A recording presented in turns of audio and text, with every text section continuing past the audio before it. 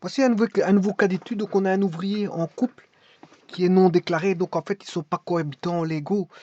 Voilà, donc en fait, c'est comme s'ils étaient, je veux dire, c'est comme si la personne était isolée parce que il n'est pas déclaré comme étant cohabitant. Donc, il est considéré comme isolé. Mais malgré tout, ils sont quand même en couple. Ça veut rien dire. Donc, sur papier, en fait, sur papier, la loi le considère comme en tant qu'isolé. Voilà, donc, puisqu'ils ne sont pas déclarés comme cohabitants.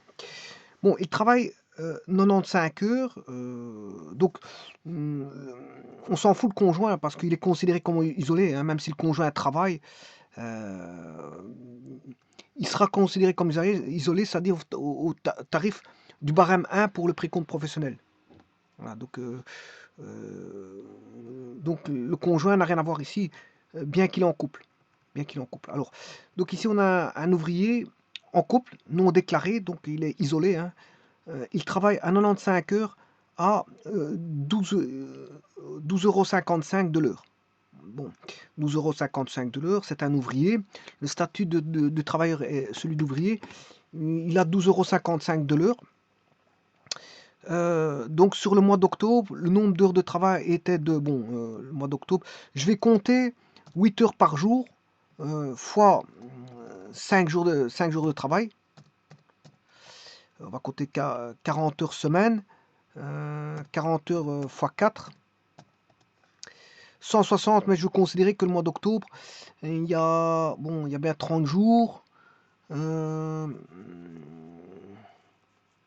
bon, je considérais qu'il y a 60, je crois qu'octobre, oui, c'est bien 30 jours. 30 jours, il doit avoir, si je regarde au calendrier, calcul calendrier, il doit avoir, allez, supposons que, donc il fait 8 heures par jour, fois 5, il travaille 5 jours semaine, ou fois 5, 40, il travaille 40 heures semaine, euh, 40 heures semaine fois 4 semaines, on va compter 160 heures. Voilà, 160 heures. Et il a deux enfants à charge. Deux enfants à charge. Alors ça va intervenir pour le précompte. Donc, le problème, c'est le calcul du bonus à l'emploi. C'est surtout ça qu'il faut voir. Alors, comment va-t-on travailler pour voir le bonus à l'emploi, sachant qu'il travaille à temps partiel, hein. Bon, le temps plein, c'est 160 heures ici. Mais ici, il travaille à temps partiel parce qu'il a travaillé 95 heures sur les 160. Alors, on va calculer le temps, le barème, enfin le salaire brut temps plein, et on va calculer le BE. Voilà, 12,55 fois 160.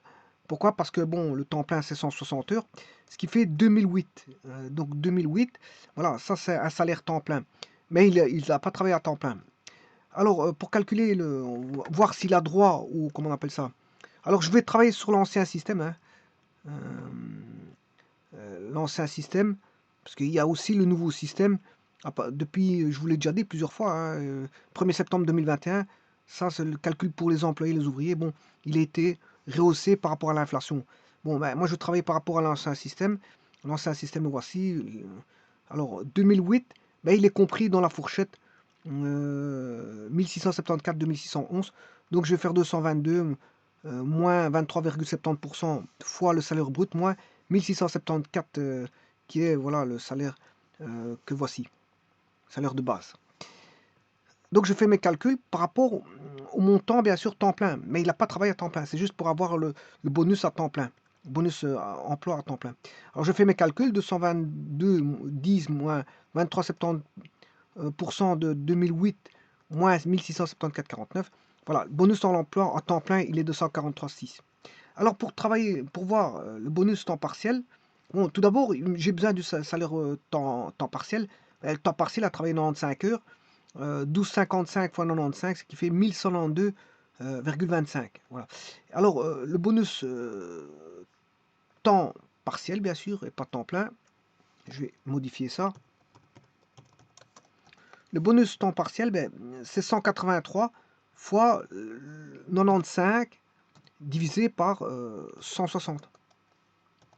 Voilà, ça c'est le taux de travail. Il a travaillé 95 sur 160. Voilà, ce qui fait 0,593,75. Donc, il a travaillé 95 sur 160. Mais sachant que le bonus en temps plein, il est à 100%, il est de 143. Hein. Mais il n'a pas travaillé à 100%, il a travaillé en dessous de 100%, puisqu'il a travaillé 95 sur 160. 95-65, ça fait même pas 0,59%, ça fait presque, enfin ça fait presque, ici c'est 59%, ça fait presque 60%. Il a travaillé presque 60% du temps partiel, du temps total, enfin du temps plein. Il a travaillé environ 60% du temps plein.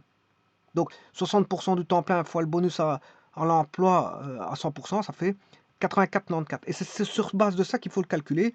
Et bien sûr, sur un salaire brut du travail réel. Le travail réel, il a travaillé 95 heures. 12,55 euros de l'heure fois 95 heures fait 1192. Sachant qu'il a un bonus à l'emploi temps partiel de 84,94. Eh bien, on va regarder après tout ça. On met 1192 qui est le travail temps partiel. On majore à 108%, 1287,63.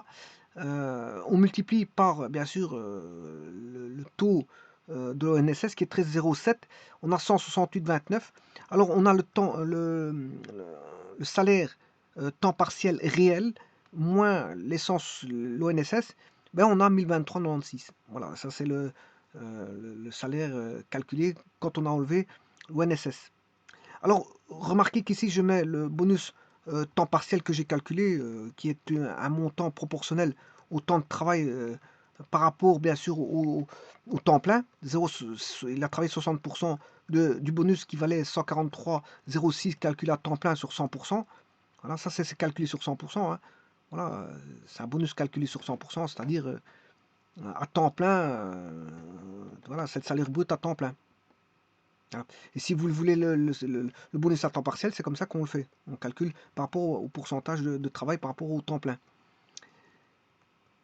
Et donc, on a 84,94. Donc, le revenu imposable sera 1192 moins, bien sûr, la quote-part ONSS, plus ce bonus à l'emploi, ça fait 1108,90. Alors, il est au régime 1, isolé, ouais, il est isolé, hein, parce qu'il est non déclaré, donc il est en couple non déclaré, donc c'est comme s'il était isolé. Donc, je vais regarder 1108,90. 1100. 1110. Ça, c'est 1110. 1100, ben, il faut prendre le plus petit, c'est 1095. Comme il est au régime 1, parce qu'il est isolé, c'est 28,93. 28,93. Alors, je vais regarder, je vais mettre 28,93. Alors, a-t-il droit, ici je vais mettre 28,93.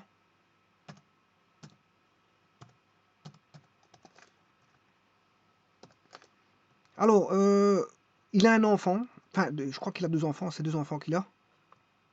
Oui, 2 enfants, donc ça je vais modifier. On va remonter pour aller chercher 2 enfants. 2 enfants, c'est 107. On va mettre 107. Donc là, il a 2 enfants. Ça fait 107. Il est isolé, ça fait 26. Et alors, bon, il a isolé avec enfant à charge, donc il a le droit, en plus de ça, à 37 euros en plus. Hein. Donc, isolé, c'est le 26 euros, voilà, 2.2.1. Mais en plus de ça, il est célibataire avec au moins un enfant à charge. Donc, il a le droit à 37 euros ici. Donc, il a le droit...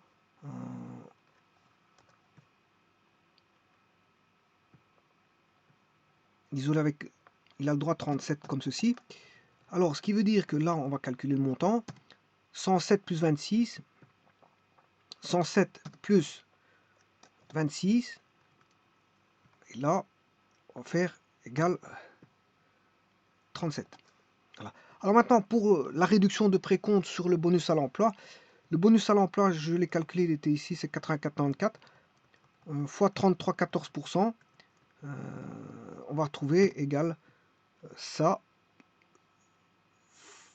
fois le taux de 33,14, 28,51, 28,15. Voilà. Et maintenant, je peux faire mes calculs. Alors, remarquez qu'il ne faut pas aller plus loin que ça pour voir que vous voyez ici 133, 37 et 28 dépassent le précompte professionnel. Donc les réductions de précompte sont beaucoup plus importantes que le précompte. Donc les réductions de précompte vont tomber et le précompte sera compté à 0.